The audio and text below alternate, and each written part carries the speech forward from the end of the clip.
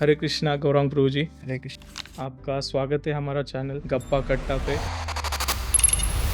आपने आईआईटी पवई से BTech MTech किया है। आपके टेक्निकल फील्ड से आपकी जर्नी स्पिरिचुअल फील्ड तक आई, वो कैसे आया? मतलब एकदम स्पिरिचुअलिटी में आप कैसे आए? हर व्यक्ति कई अभिलाषाओं के साथ शिक्षा प्रणाली में प्रवेश करता है। भगवत गीता के 13वें अध्याय के 9 से 12-13 श्लोक के बीच में श्री कृष्ण ने संपूर्ण ज्ञान की रचना की। प्रसाद है जो हमने भगवान को ऑफर किया है, वो जब कंज्यूम करते हैं तो इंटरनली भी अपनी बॉडी प्योरीफाई होना चालू होती है। जैसा अन्न वैसा मन।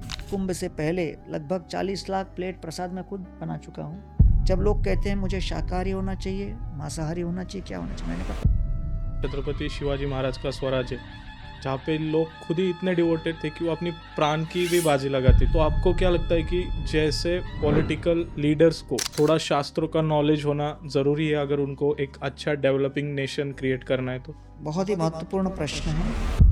आज के यूथ के लिए आप कौन से 5 बुक रेकमेंड करोगे कि ये मस्ट रीड है उनके लिए? पहला बुक तो मैं रेकमेंड करूंगा भगवत गीता। शस्त्रों के साथ जब शास्त्र जुड़ जाता है तब राम राज्य आता है। साधुगण शासन को गाइड नहीं करेंगे तब तक वो रामराज नहीं बन सकता। जय शिवराय, स्वागत है आप सभी का हमारे YouTube चैनल पे गप्पा कट्टा। आज हमारे साथ बहुत ही खास मेहमान है। आज हमारा पॉडकास्ट स्पिरिचुअलिटी पे बेस्ड है। आज के यूथ को कैसे स्पिरिचुअलिटी अच्छे से गाइड कर सकती है उनकी लाइफ सिंपल और इजी बनाने में। और जी हाँ, आपकी इमोशनल हेल्थ, आपकी मेंटल हेल्थ आप कैसे सुधार सकते हो इस भागदौड़ भरी जिंदगी में, ये बताने के लिए आज हमारे साथ आईआईटी पवई से बीटेक एमटेक और शास्त्रों की दुनिया के जादूगर बोल सकते हैं हम उन्हें, ऐसे श्री गौरांग दास जी हमारे चैनल पे आने वाले। तो चलिए फिर गौरांग दास जी से चर्चा करते हैं। हरे कृष्णा गौरांग प्रभु जी, हरे कृष्ण। आपका स्वागत है हमारा चैनल गप्पा कट्टा पे। आज आपने आपके इतने बिजी शेड्यूल में से हमें जो टाइम दिया है, डेफिनेटली हम इसको यूटिलाइज करके लोगों के लिए एक अच्छा स्पिरिचुअल मैसेज दे देंगे जो उनकी लाइफ में कुछ बेटर अचीव करने के लिए हेल्प करेगा। तो let's start with our podcast. धन्यवाद, thank you very much Utkarsh ji, मुझे स्वागत किया यहाँ पर। तो कोई भी शुभ कार्य को आरंभ करने के पहले हम मंगलाचरण बोलते हैं, तो हम एक छोटा सा मंगलाचरण गाएंगे। जय राधा माधव कुंज बिहारी, जय गोपी जन वल्लभ गिरिवरधारी, यशोदानंदन ब्रज जन रंजन, यमुना तीरा वनचारी। जय राधा माधव कुंज बिहारी। तो ये संपूर्ण ब्रजभूमि वृंदावन की छवि एक सुंदर से भजन और पद में ठाकुर भक्ति विनोद ने वर्णन किया है जी, बहुत ही सुरीला ये आपका भजन था, जिससे पॉडकास्ट की जो स्टार्ट है एकदम ऑस्पिशियस और एकदम पॉजिटिव एनर्जी के साथ चालू है। तो एक बहुत ही अच्छा माहौल क्रिएट हुआ है अभी। एक सनातन धर्म का जो मैसेज हमें लोगों तक पहुंचाना है, इसके लिए इससे अच्छी बिगनिंग नहीं हो सकती। धन्यवाद। तो अभी मुझे आपको शुरुआत में ये पूछना है प्रभु जी कि अभी मैंने देखा कि आपने आईआईटी पवई से बीटेक एमटेक किया है, फिर आपने बहुत आगे भी पढ़ने का पूरा प्रयास किया, जो आपने एजुकेशन लिया है स्पिरिचुअल फील्ड में भी। आपके टेक्निकल फील्ड से आपकी जर्नी स्पिरिचुअल फील्ड तक आई। तो ये जो डेविएशन था, ये जो चेंज था, वो कैसे आया? मतलब एकदम स्पिरिचुअलिटी में आप कैसे आए? देखिए उत्कर्ष जी, हर व्यक्ति कभी कई अभिलाषाओं के साथ शिक्षा प्रणाली में प्रवेश करता है। कई लोग इसलिए जाते हैं क्योंकि बाकी भी जा रहे हैं। तो आज शिक्षा का पर्याय हो गया है अर्थ विकास और एम्प्लॉयमेंट, रोजगार। राइट। लेकिन वास्तव में अगर हम देखें तो भगवान श्री कृष्ण गीता में ज्ञान के 20 लक्षण बताते हैं। अमानित्वम, अदम्बित्वम, अहिंसा, क्षांतिरार्जवम, आचार्य उपशमम, शौचम, स्थैर्यम, आत्मविनिग्रह, इंद्रियार्थेषु वैराग्यम, अनहंकार एव च, जन्म मृत्यु जरा व्याधि दुख दोषानुदर्शनम, असक्तिर अनभिस्वंग पुत्रदारागृहादिषु, नित्यं च समचित्तत्वम, इष्टान इष्टोपपष्टिषु, मयि च अनन्य योगेन भक्तिर अव्यभिचारिणी विरक्त सेवित्वम अरतिर्जन संसदि अध्यात्म ज्ञान नित्यत्वम तत्व ज्ञानार्थ दर्शनम एतद् ज्ञानम इति प्रोक्तम अज्ञानम यत् अथोन्मया। तो भगवत गीता के 13वें अध्याय के 9 से 12-13 श्लोक के बीच में श्री कृष्ण ने संपूर्ण ज्ञान की रचना कर दी। लेकिन वो शुरुआत कहां से कर रहे हैं? ज्ञान के जो 20 मेन मुख्य पहलू हैं, कहते हैं एतत् ज्ञानम इति प्रोक्तम अज्ञानम यत् अतोन्यथा। ये 20 आइटम ये ज्ञान है, बाकी सब अज्ञान है। तो स्टार्ट कहां से होता है? अमानित्वम, ह्यूमिलिटी, नम्रता। अदम्बित्वम, प्राइडलेसनेस, दंभ से शून्यता। अहिंसा, अमानित्वम, अदम्बित्वम, ये चरित्र से संबंधित है। अहिंसा, क्षांतिर, आर्जवम, अर्थात क्षांतिर का अर्थ है टॉलरेंस, तितिक्षा, सहिष्णुता। आर्जवम अर्थात सरलता। ये सब चरित्र से संबंधित गुण हैं। आचार्य उपशमम, आचार्यों की सेवा करना, आदर करना। शौचम, शुचि, स्वच्छता। स्थैर्यम अर्थात संपत्ति विपत्ति विजय पराजय में स्थिरता। स्थैर्यम आत्मविनिग्रह, आत्मविनिग्रह अर्थात अपने मन को नियंत्रित करने की क्षमता। इंद्रियार्थेषु वैराग्यम, इंद्रिय विषय भोगों से अनासक्ति। अनहंकार एव च, अहंकार शून्यता। जन्म मृत्यु जरा व्याधि दुख दोष अनुदर्शनम, इस जगत के चकाचौंध और विषय भोगों के पीछे जन्म मृत्यु जरा व्याधि के कष्ट को निरंतर देखना। असक्तिर अनभिष्वंग पुत्र दारा गृहादिषु, घर गृहस्थी से संबंधित जितने भी हमारे साधन हैं उनके प्रति एक न्यूनतम अनासक्ति बनाए रखना, है कि नहीं? बराबर। नित्यम च समचित्तत्वम इष्टान इष्टोपपत्तिषु, और हर प्रकार के शुभ अशुभ परिस्थितियों में भी पूरी तरह धीर रहना। तो ये सब बातें, इसमें कहीं भी व्यवसाय और अर्थ अर्जन के विषय में चर्चा नहीं है। बराबर। रामायण में आप देखिए, रामचंद्र धर्म के प्रतीक, लक्ष्मण अर्थ के प्रतीक। सर्व प्रियकरस्तस्य रामस्य शरीरतः लक्ष्मणो लक्ष्मी संपन्न बहिर्प्राण इव पर। लक्ष्मण कौन है? लक्ष्मी संपन्न। अब प्रश्न उठता है कि भाई जो 14 वर्ष वनवास में गए, जो संपत्ति शून्य अवस्था में थे, वो कैसे लक्ष्मी संपन्न हुए? राइट। लक्ष्मण के पास क्या थी? लक्ष्मण के पास रामचंद्र जी के चरणों के प्रति सेवा रूपी लक्ष्मी थी, इसलिए वो लक्ष्मी संपन्न थे। लक्ष्मणो लक्ष्मी संपन्न बहिर्प्राण एव पर, और इसीलिए लक्ष्मण को अर्थ का प्रतीक बताया गया है। लक्ष्मी शब्द से आता है लक्ष्मण। तो इसलिए वास्तविक लक्ष्मी संपत्ति हमारे जीवन में धर्म और सनातन धर्म की सेवा, रामचंद्र जी की सेवा करने का अवसर, ये वास्तविक अर्थ बताया गया है। और फिर शत्रुघ्न काम के प्रतीक है। हमारी इच्छा हो तो कैसी? मोक्ष के प्रति हमारी इच्छा होनी चाहिए। कामस्य न इंद्रिय प्रीतिर लाभो जीवेत यावत जीवस्य तत्व जिज्ञासा नार्थो यश्चेह कर्म भी। बाकी जितना कोई भी जीवन में ऊर्जा हो, उस ऊर्जा को हमारे न्यूनतम शारीरिक और इंद्रियों की आवश्यकताओं के लिए प्रयोग करना चाहिए, और अधिकांश ऊर्जा केवल जीवस्य तत्व जिज्ञासा, जीव की तत्व जिज्ञासा को पूर्ण करने के लिए, भगवत प्राप्ति के लिए हमें ध्यान देना चाहिए। नार्थो यश्चेह कर्म भी। और इसलिए श्रीमद् भागवत में कहा गया है, नारद मुनि जब व्यासदेव जी को वर्णन कर रहे हैं कि वास्तव में देखा जाए तो बहुत विशेष प्रयास करने की आवश्यकता नहीं, बिना प्रयास किए ही अपने ललाट में जो लिखा है वो प्राप्त हो जाता है कि नहीं? तो इसलिए जब नारद मुनि की माता, जो कि 5 वर्ष के थे वो, जब वो दिवंगत हुई, अबला अवस्था में नारद मुनि एक नन्हे से शिशु होते हुए भी, वर्णन आता है, तदा तदहमेशस्य भक्तानां शमभीप्सतम् अनुग्रहं मन्यमान प्रातिष्ठम दिशमुत्तराम।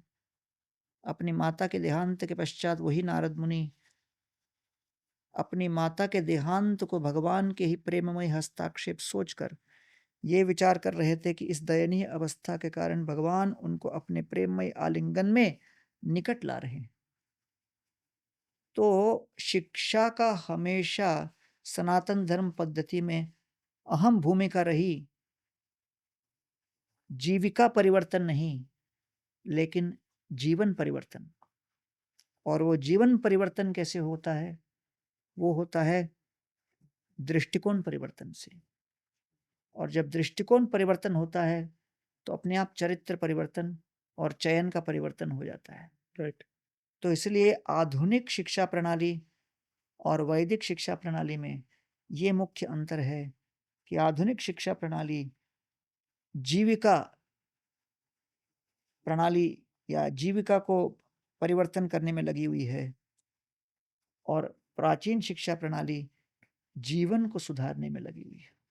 तो जीविका सुधारना है या जीवन सुधारना है।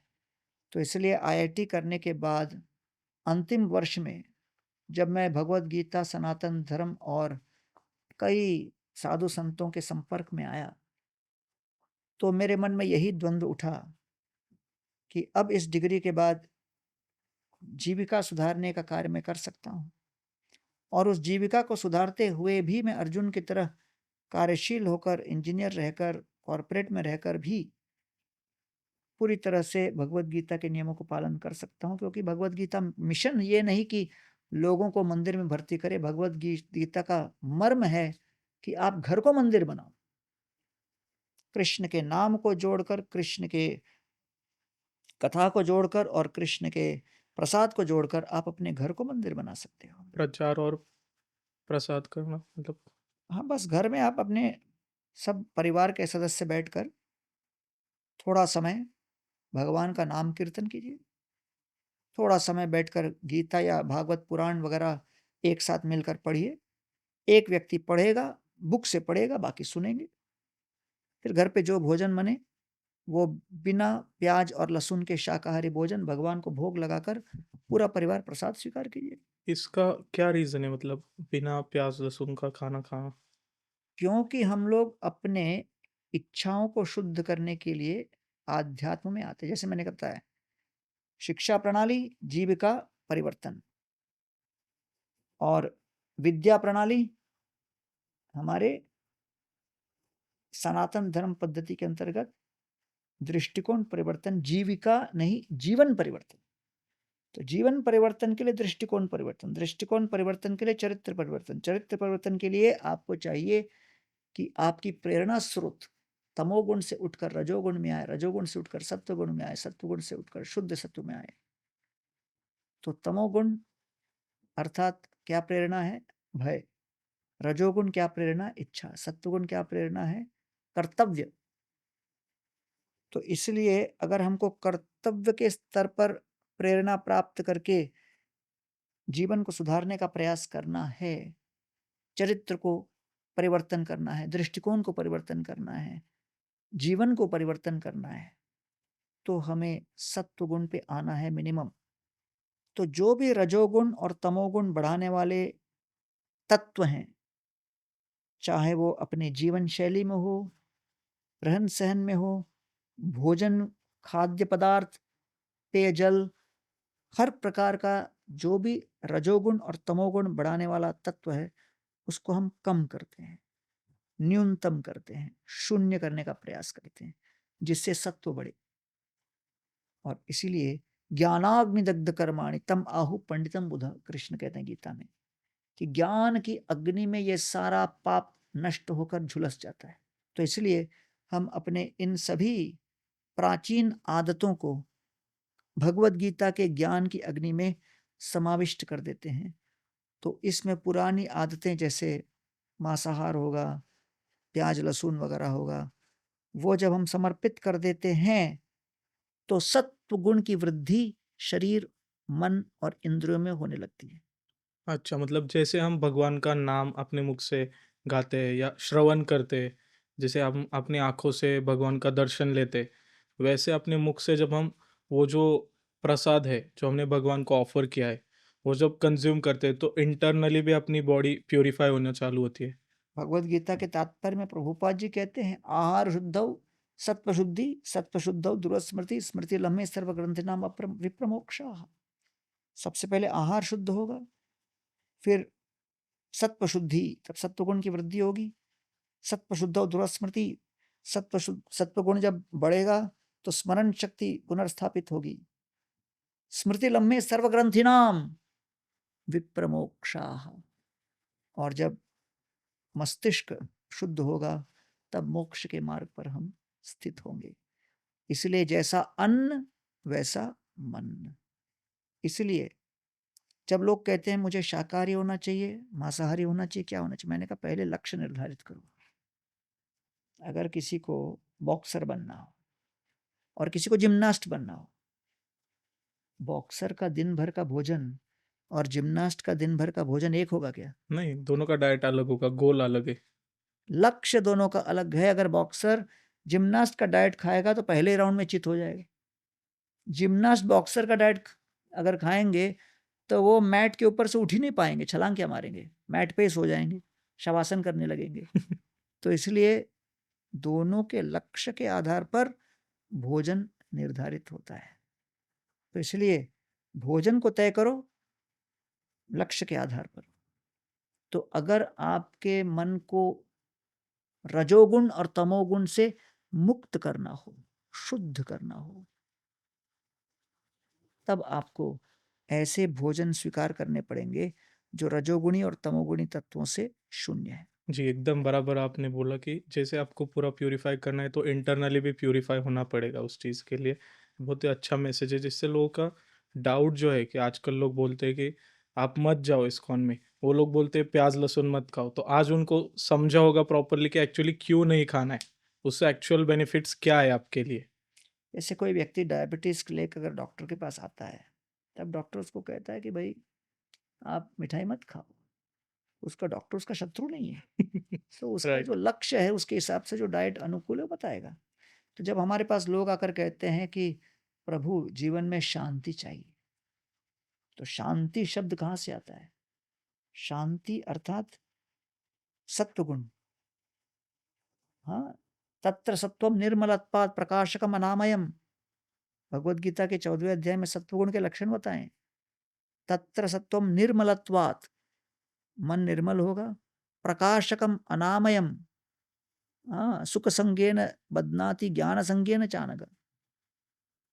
मन के अंदर ज्ञान का दीपक प्रकाशित होगा, आनंद की अनुभूति होगी। क्या आपको आनंद चाहिए? क्या आपको ज्ञान चाहिए? आपको शांति चाहिए? संतोष चाहिए?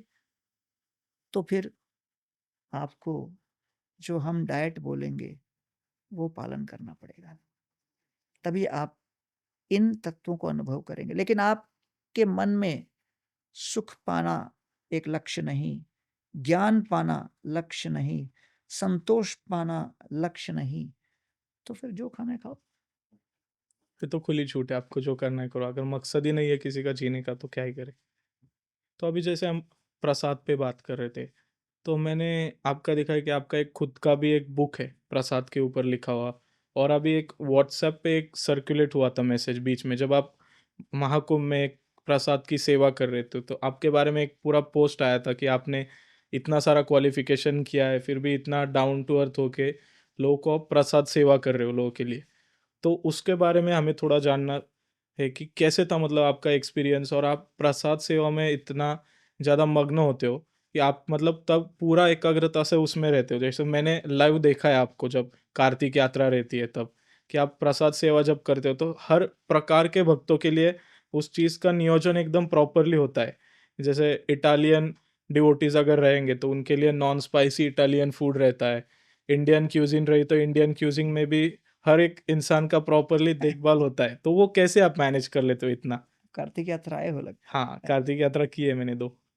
तो बहुत महत्वपूर्ण श्लोक भगवान गीता में कहते हैं, पत्रम पुष्पम फलम तोयम यो मे भक्त्या प्रयच्छति तदहम भक्ति उपहृतम अश्नामि प्रयतात्मना। हे अर्जुन, पत्र, पुष्प, फल और जल प्रेम से मुझे समर्पित करोगे, मैं उसे स्वीकार करता हूँ। अश्नामि, मैं उसे प्रेम से स्वीकार करता हूँ। तो भगवान जब इन तत्वों को स्वीकार करते हैं तो अपने आप वो सारे पदार्थ शुद्ध हो जाते हैं। तो भगवान जब कहते हैं गीता में कि आपको शुद्ध भोजन समर्पित करना है, तो उसको बनाते समय भी मन तन्मय होना चाहिए, भगवान में आविष्ट होना चाहिए। यशोदा माई और श्रीमती राधा रानी भगवान श्री कृष्ण के लिए स्वयं भोजन बनाते थे, क्योंकि कृष्ण को वो अपनी भक्ति और प्रेम से संतुष्ट करते थे। तो इसलिए कृष्ण पदार्थों के भूखे नहीं, वो हमारे भाव और प्रेम के भूखे हैं। इसलिए जब भक्त लोग भोजन बनाते हैं तो उस भाव के साथ वो भोजन बनाते हैं। देखिए, भगवान के दरबार में हम लोग सब एक ही स्तर पर हैं, दास। कोई बड़ा नहीं, छोटा नहीं। इसलिए चाहे कोई करोड़पति हो या रोड़पति, वो सभी दास बनकर दासत्व की सेवा ही करते हैं। तो कुंभ में और कुंभ से पहले लगभग 40 लाख प्लेट प्रसाद मैं खुद बना चुका हूँ, क्योंकि राधानाथ स्वामी ने इतने लोगों को आकर्षित किया अलग अलग प्रोग्राम्स में, चाहे वो सत्संग कार्यक्रम हो, मंदिर के प्रोग्राम हो, कार्तिक यात्रा हो, कुंभ मेला हो, उस जहाँ पे पूरे लाखों करोड़ों लोग आते हैं, उन सभी प्रवासों में कुकिंग कर करके कई वर्षों से हमने इस्कॉन के मेगा किचन को स्थापित किया, और उसके अंतर्गत हमारा एक परचेज टीम है, फिर हमारा किचन का डिज़ाइन का टीम है, फिर हम लोग का कंप्लीट किचन ट्रांसपोर्ट और सेटअप का टीम है, फिर वहाँ पे कंप्लीट किचन का परचेज का पूरा टीम है, फिर हमारे किचन के जितने भी सब्जी कटिंग और ये सब कटिंग, वेजिटेबल कटिंग और सबका एक अलग टीम है। कंप्लीट मशीनरी को हैंडल करने के लिए एक अलग टीम है। जैसे हॉलिडे सबसे best vegetable cutting machine Germany का हम लेके आते हैं, बहुत महंगा है, 5.5 6.5 लाख का है वो, लेकिन 200 व्यक्ति का काम करता है वो। और इस तरह कई दूसरे हमारे पास इक्विपमेंट्स है जिसका मेंटेन करना पड़ता है। फिर हमारे पास सबसे महत्वपूर्ण जो कुकिंग के कई टीम्स हैं, वुड चूल्हा में हम लोग अलग करते हैं, गैस पर अलग करते हैं, स्वीट्स का अलग सेक्शन है, फ्राई का अलग सेक्शन है। फिर गोदाम का एक टीम है जो इन्वेंट्री मेंटेन करता है। उसके बाद हम लोग का प्रसादम डिस्ट्रीब्यूशन का अलग टीम है। फिर पॉट वॉश वेसल्स क्लीनिंग का अलग टीम है, क्योंकि आपको पता है 800-900 लीटर का जो वेसल है उसको पूरी तरह स्वच्छ रखने के लिए कितना प्रयास लगता है। फिर साथ में बिना जल के कुछ बनेगा नहीं, बिना जल के कुछ गलेगा नहीं, तो गलने के लिए जल चाहिए, तो उसके लिए प्लम्बिंग का अलग टीम होता है। तो कभी-कभी कहीं पर वाटर की समस्या हो जाती है, कभी हार्ड वाटर होता है, तो उसका टीडीएस भी मेजर करके हमको रखना पड़ता है कि भाई कितना इसका है करके। तो ओपन स्पेस में अलग-अलग जगह पे हम बाँट रहे हैं, तो रिस्क फैक्टर्स रहते हैं। तो उसके बाद ये सब करते हुए हम लोग का कई लगभग पिछले 15-20 साल से हम ये कर रहे हैं। तो वो सारा अनुभव इस वर्ष के 144 वर्ष के बाद आया हुआ 2025 के महाकुंभ में वो एक अलग शिखर पर पहुंचा, क्योंकि इस्कॉन के साथ गौतम अडानी फाउंडेशन जुड़ गया और अडानी साहब ने घोषणा की कि वो लगभग 60 लाख प्लेट्स प्रसादम बंटवाना चाह रहे हैं। तो उन्होंने इस्कॉन के प्रतिनिधि को अप्रोच किया, फिर इस्कॉन के अधिकारियों ने मिलकर निर्णय लिया कि हम लोग इसको आगे बढ़ाएंगे और हम लोग की टीम को वो उत्तरदायित्व दिया गया। इस्कॉन द्वारका दिल्ली, वहाँ की भी एक बहुत बड़ी टीम उपस्थित थी जो 40 स्पॉट्स में प्रसाद वितरण करने का जिम्मेदारी ली थी। अलग से एक कैंप बना था जहाँ पर स्पेशल गेस्ट को रखा जा रहा था, त्रिवेणी प्लस करके नाम था उसका। और फिर हम लोगों के यहाँ पर लगभग 15 बड़े चूल्हे बने थे और हम लोग की सेवा सुबह 3 बजे शुरू हो जाती थी। और सोते कब थे तब आप? सोते करीब 10 बजे, ओके। क्योंकि सुबह से स्टार्ट हो जाता था और 3 बजे से स्टार्ट होता था कि पहले प्री प्रोसेसिंग, सारे वेजिटेबल्स का प्री प्रोसेसिंग, मसालों का प्री प्रोसेसिंग, अदरक वगैरह को तैयार करना। तो 3 बजे से लगभग 5 बजे, 5:30, 6 बजे तक 3 घंटा प्रोसेसिंग चलता था। फिर तब तक साथ में करीब 4, साढ़े 4 बजे हम लोग बॉइलिंग शुरू कर देते, चावल बनाना, दाल बनाना, अलग अलग प्रकार की सब्जियां बनाना। तो हर रोज हम लोग के एक राजमा की सब्जी होती थी, एक आलू छोले होता था, आलू चवली होती थी और इस तरह मिक्स्ड वेजिटेबल का भी होता था। ये सब हम लोग, और स्वीट हलवा सबसे महत्वपूर्ण। तो प्रतिदिन हम इसको सुबह से शुरू डेली करते थे। स्वीट रहता था? Daily daily daily daily sweet रहता था। तो लगभग हम लोग कम से कम कुछ नहीं तो 1500 या 2000 किलो तक का चावल अधिकांश दिन हमने बनाया। तो इस तरह से हम लोग का लगभग प्रतिदिन कम से कम 80,000 से 1 लाख लोगों को हम खिला रहे थे। ये सब 40 स्पॉट्स पे जा जाकर भक्त लोग अपना लगाते थे। तो इस वर्ष का आयोजन भी मुख्यमंत्री योगी जी, प्रधानमंत्री मोदी जी दोनों के समन्वय और समर्थन से बहुत ही उत्कृष्ट रहा। मीडिया ने भी बहुत साथ दिया और इस बार महाकुंभ को जिस तरह वर्णन किया गया, चर्चा की गई और उसका प्रचार किया गया, यह अभूतपूर्व था। कुंभ तो हजारों वर्षों से चल रहा है, लेकिन जब सरकार सनातन धर्म के समर्थन में हो तो फिर उसका प्रभाव मीडिया पर भी पड़ता है। और प्रथम बार मैंने देखा कि मीडिया इतना उत्साह के साथ सनातन धर्म और उससे संबंधित इन गतिविधियों को इतना समर्थन दे रही है, जो कि 2013 के भी महाकुंभ में मैं रहा हूँ प्रयागराज में, 2001 के महाकुंभ में भी रहा हूँ। तो ये मेरा तीसरा महाकुंभ है, 2001, 2013, 2025। तो 2001 और 2013 की तुलना में 2025 का महाकुंभ बहुत ही उत्कृष्ट रहा और जितने श्रद्धालुगण आए उनकी संख्या भी बहुत अधिक थी। और मैं तो खुद प्रसाद का पूरा एक बहुत बड़ा लगभग डिनर लेकर, कम से कम 1000 लोगों का डिनर लेकर मैं पुलिस के वहाँ पर गया था, जहाँ पुलिस की चौकी लगी हुई थी और वहाँ खुद कई जगह पर दिन भर से पुलिस के लोग, अधिकारी लोग और सिपाही लोग लगे हुए थे।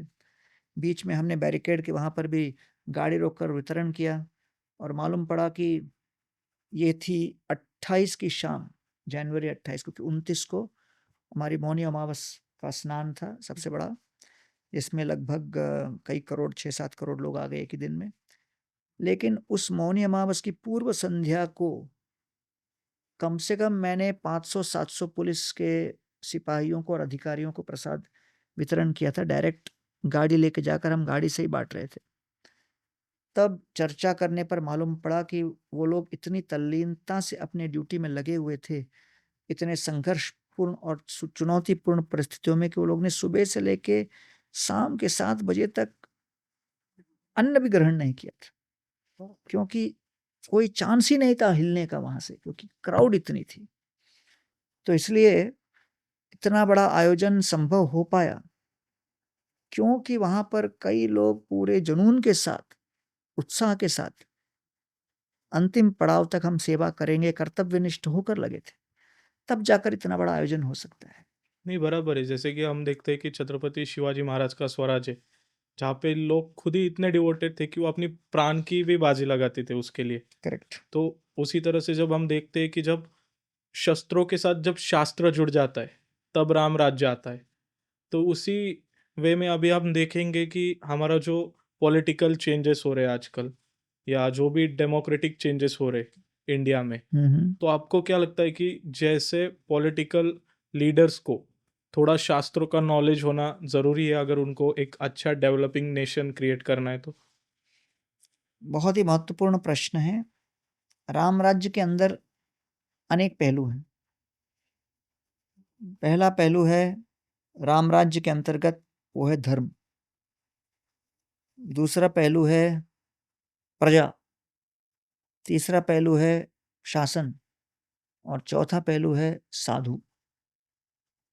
तो जब तक साधुगण शासन को गाइड नहीं करेंगे तब तक वो राम राज्य नहीं बन सकता।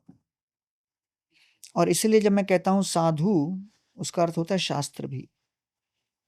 तो शास्त्र के आधार पर जब हमारे राजनीति में रचे बचे लोग अपनाने लगते हैं, तो मैंने देखा कि महाराष्ट्र में शपथ ग्रहण के समय अलग स्टेज बनाया था जिसमें सारे संतों को बुलाकर बिठाया गया था। ये भी बहुत ही महत्वपूर्ण था। 2014 के शपथ ग्रहण में भी यही हुआ था। जी। तो इसलिए आज जो सनातन धर्म से प्रेरित सभ्यता, संस्कृति और एक झुकाव चल रहा है, आशा करता हूं ये बढ़ता रहे। और चाहे कोई भी सरकार क्यों ना हो, ये राज्य की अपनी एक न्यूनतम पहचान होनी चाहिए,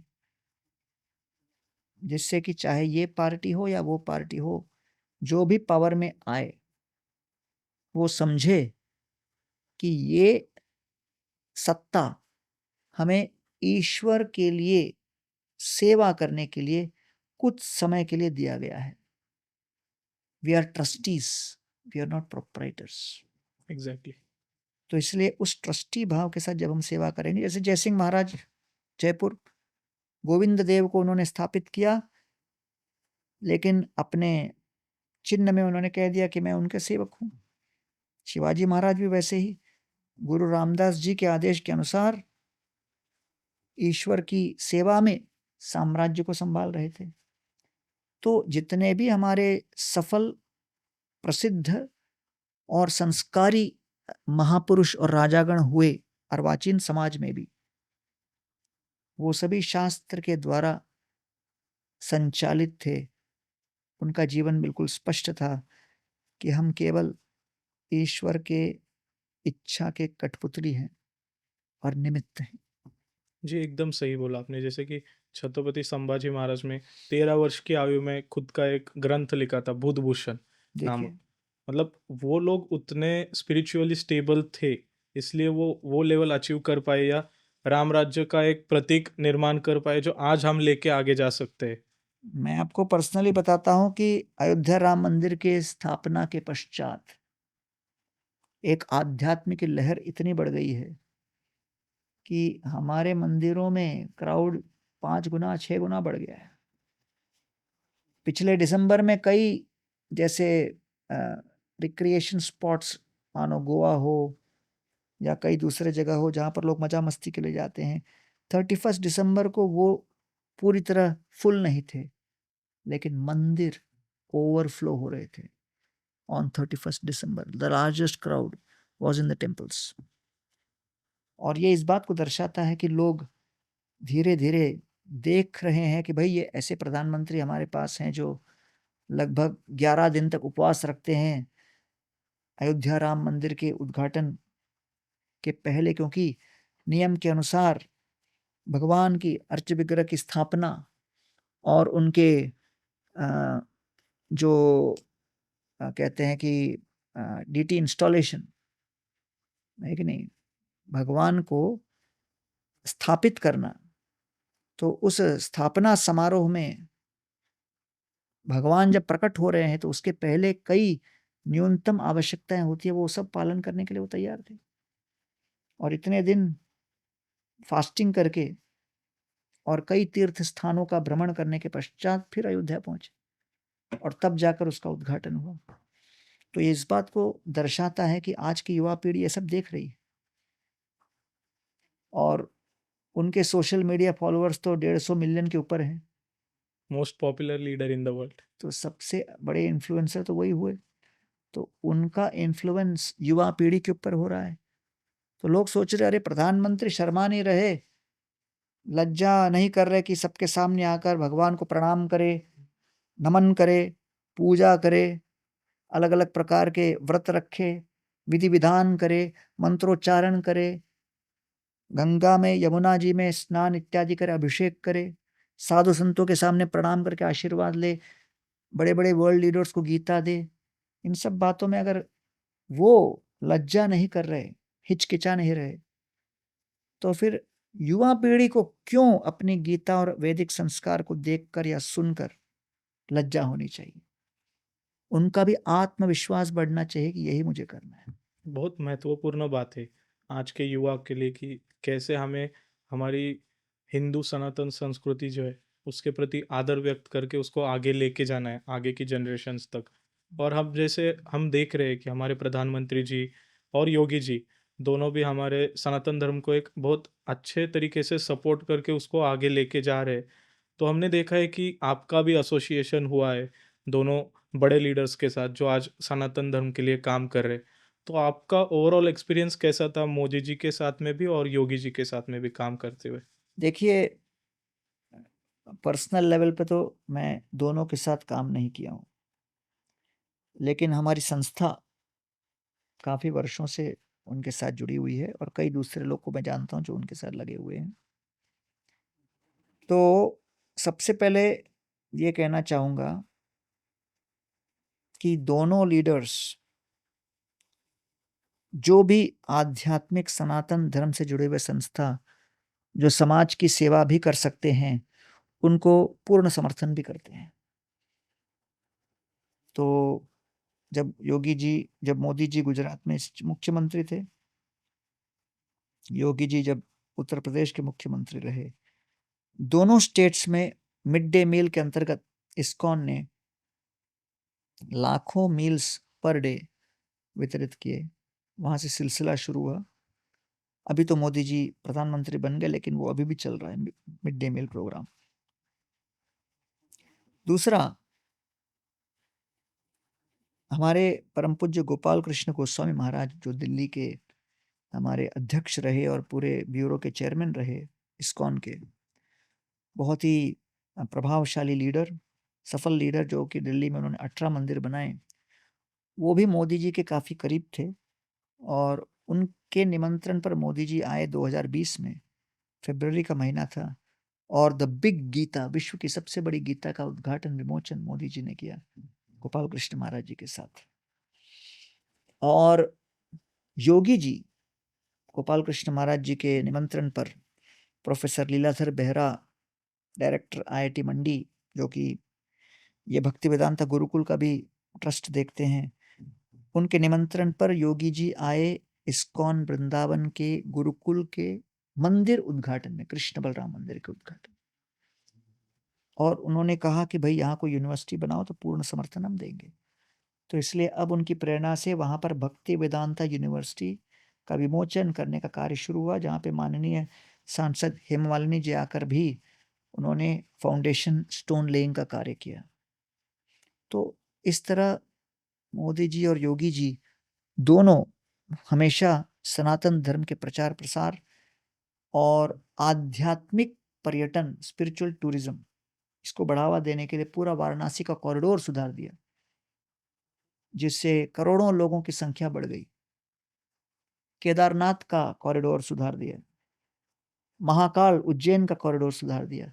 तो ये सब कई ऐसे चिन्ह हैं जिससे हम समझ सकते हैं कि आध्यात्मिक गतिविधियां जब बढ़ती हैं तो अपने आप लोगों की जीविका भी सुधरती है और जीवन भी सुधरता है। जी ज़रूर, हमने भी देखा है कि जैसे प्रधानमंत्री मोदी जी जब खुद जा रहे हैं, अरे अलग अलग टेम्पल्स में खुद जाके वर्शिप कर रहे हैं, प्रे कर रहे हैं, मेडिटेट कर रहे हैं। आजकल हम यूथ में एक चेंज देख रहे हैं कि जहाँ पे पहले यूथ स्विट्जरलैंड जाने का सपना देखती थी या कहीं हिल स्टेशन जाने का देखती थी, आज लोग बोलते हैं कि हमें वृंदावन जाना है, हमें महाकाल के दर्शन लेने हैं, हमें वृंदावन में जाके ये करना है, वो करना है। Correct. तो लोग जा रहे हैं कि बरसाना की लठमार होली देख रहे हैं, उसका एक्सपीरियंस ले ले, तो वो एक अलग कल्चरल जो चेंज आ रहा है। बहुत बढ़िया चेंज है ये। हमारे मंदिरों में भी हमने इम्प्रूवमेंट देखा है। थाने में मंदिर खुल के 1 वर्ष नहीं हुआ, लगभग 18 लाख लोग आ चुके। गोवर्धन इको विलेज में पिछले 1 वर्ष में 10 लाख लोग आ गए, जो कि पालघर जिले में इतना दूर है, लेकिन फिर भी मिनी वृंदावन बोल के यहाँ पे आ रहे हैं। एग्जैक्टली क्या है ये mini Vrindavan? Govardhan eco village में हमने वृंदावन की प्रतिमा बनाई है। 100 एकड़ पे हमारे 120 कमरे हैं, गौशाला है, आयुर्वेद सेंटर है, योग है, और साथ में 15 एकड़ पर वृंदावन बनाया है। और उस वृंदावन के अंतर्गत हम लोग के 14 मंदिर हैं, यमुना, गोवर्धन इत्यादि है। प्रतिदिन आरती होती है और सारे वृंदावन के तीर्थ स्थलों का निर्माण वहां पर किया है।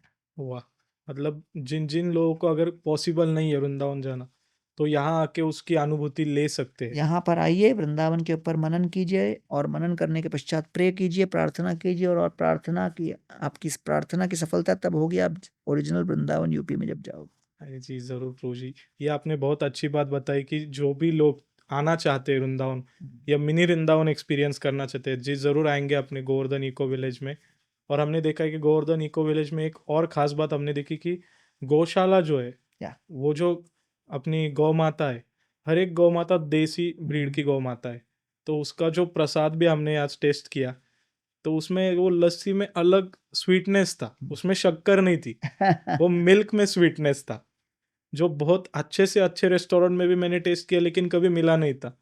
तो उसके पीछे का कुछ सीक्रेट रेसिपी है या क्या है? जब प्रेम से गौ सेवा करोगे तो गौ माता प्रसन्न होकर जो देगी वो अमृत ही निकलता है। तो वैसे हम लोग का एक और इनिशिएटिव है जिसका नाम है Haribol milk.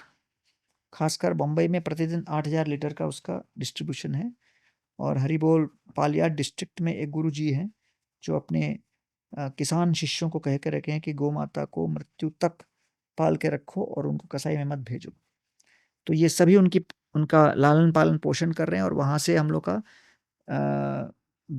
Milk distribution centre है, वहाँ से फिर हमारे पास आता है, फिर हम लोग उसको सब जगह वितरित करते हैं। तो आपको बम्बई में रहकर घर पर देसी घी का देसी दूध चाहिए तो फिर haribolmilk.com जो भी वेबसाइट है उसमें जाइए, वहाँ ऑर्डर कीजिए, कल से ही स्टार्ट हो जाएगा वो।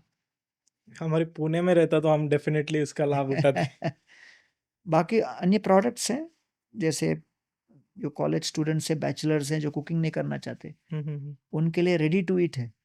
फ्रीज ड्राई खिचड़ी, फ्रीज ड्राई चावल दाल, फ्रीज ड्राई राजमा चावल, ये सब सात्विक है। ये सब सात्विक है। उसको केवल निकालो, गर्म पानी में मिक्स करो, आपका रेडी मील तैयार।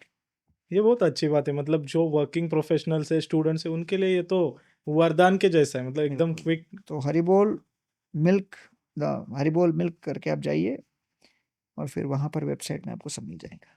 जी ठीक है ज़रूर, ना? हमारे दर्शकों को इसका बहुत लाभ होगा।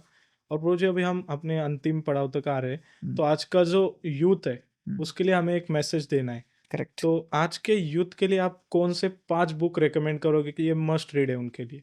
आज के युग के लिए 5 बुक तो बहुत ज़्यादा हो गया, लेकिन पहला बुक तो मैं रेकमेंड करूँगा भगवद गीता, जिससे लाइफ का पर्पस मालूम पड़े। दूसरा श्रीमद् भागवतम, जिससे लाइफ का पर्सपेक्टिव बदल जाए। तीसरा है चैतन्य चरितामृत, जिससे भगवान की कृपा का आपको एक झलक दिखे। और फिर उसकी तैयारी के लिए मैं कह सकता हूँ कि मैंने जो 3 बुक्स लिखे हैं, art of focus, art of habit, art of resilience, ये तीनों से आपके मन और इंद्रियों पर वशीभूत आपको करने में क्षमता होगी।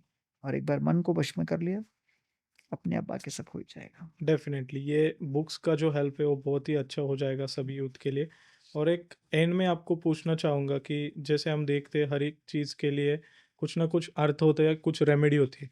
तो आजकल हम देख रहे हैं कि मेंटल हेल्थ बहुत बड़ा चैलेंज बहुत हो बड़ा, चुका है बहुत। लोगों के लिए। तो is mental health severe issue और it's just a matter of perception, how you see it? नहीं, नहीं, नहीं। मेंटल हेल्थ बड़ा प्रॉब्लम है और इसका मेन कारण है कि लोग अपने मन के ऊपर आवश्यकता से अधिक डेटा बम्बार्ड कर रहे हैं।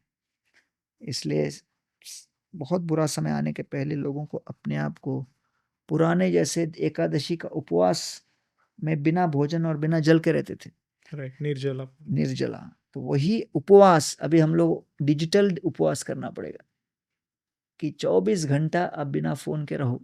Social detox. Social detox, digital detox, जो नाम देना है दो, लेकिन काम जरूर करो दूर रहने का। जी ज़रूर। थैंक यू सो मच प्रभु जी, आपने हमें इतना मूल्यवान टाइम दिया और धन्यवाद। बहुत ही अच्छा गाइडेंस किया आज की यूथ को। धन्यवाद। इससे हमें पर्सनली भी बहुत ज़्यादा मार्गदर्शन हुआ है और हमारे ऑडियंस को भी होगा। और मैं ऑडियंस को भी बोलूँगा कि आपको और प्रभु जी के साथ कौन से टॉपिक्स पे चर्चा करनी है, हमें कमेंट करके बताइए, ताकि हम प्रभु जी को अप्रोच करें और बार-बार प्रभु जी हमारे चैनल पे आने का हमें सौभाग्य दें। धन्यवाद, बहुत-बहुत धन्यवाद। हरे कृष्णा हरे उत्कर्ष जी, कृष्ण। थैंक यू, धन्यवाद।